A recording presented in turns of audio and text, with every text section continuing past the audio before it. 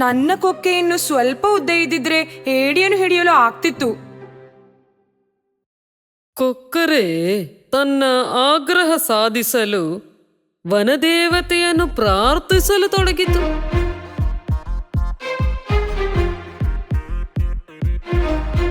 ಆಮೇಲೆ ವನದೇವತೆ ಪ್ರತ್ಯಕ್ಷರಾದ್ರ. ಪ್ರತ್ಯಕ್ಷವಾದರೂ ವರವೂ ಕೊಟ್ಟರು. ವರನ? ಏನು ವರ? ಹೇಳ್ತೇನೆ. ಕೊಕ್ಕರೆಗೆ ಅವಶ್ಯಕ್ಕೆ ಉದ್ದ ಮಾಡಲು ಗಿಡ್ಡ ಮಾಡಲು ಒಂದು ಮಾಂತ್ರಿಕ ಕೊಕ್ಕೆ ಸಮ್ಮಾನವಾಗಿ ಸಿಕ್ತು.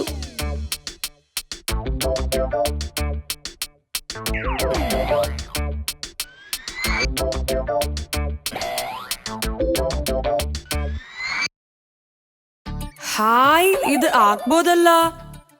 ಇನ್ನು ಮೀನುಗಳನ್ನು ಕಪ್ಪೆಗಳನ್ನು ಹಿಡಿಯಲು ತುಂಬಾ ಸುಲಭ.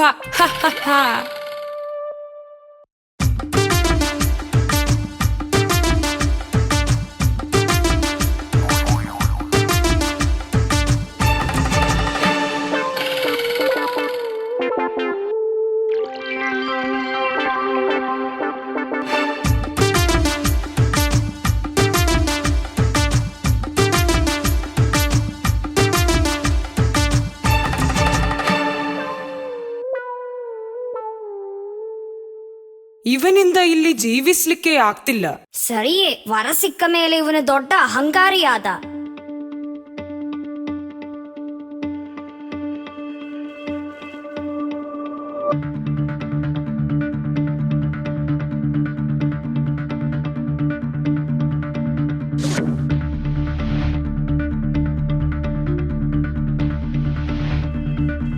ಈ ಮಾಂತ್ರಿಕ ಕೊಕ್ಕೆ ಇರುವಾಗ ಸಣ್ಣ ಜೀವಿಗಳನ್ನ ಹಿಡಿದೆ ಯಾಕೆ ಕಷ್ಟಪಡಬೇಕು?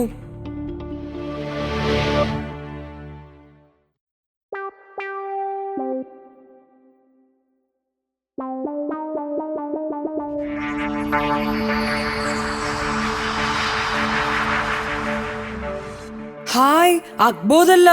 ಇವತ್ತಿಗೆ ನನ್ನ ಊಟ ಇವನೇ.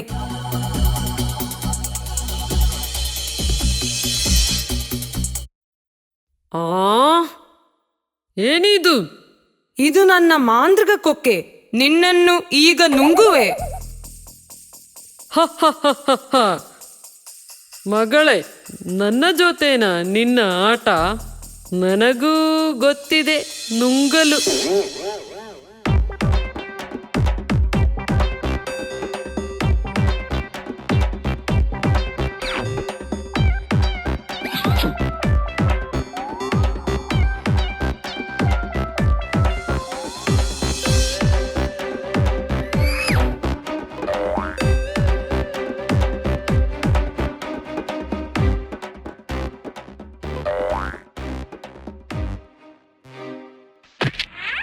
ಅಯ್ಯೋ, ನನ್ನ ಮಾಂತ್ರಿಕ ಕೊಕ್ಕೆ ತುಂಡಾಯ್ತು.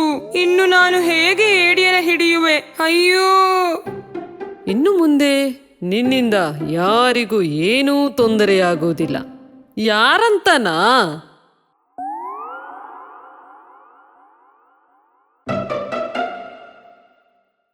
ನನ್ನ ಅಜ್ಜ ತುಂಬಾ ಜೋರು.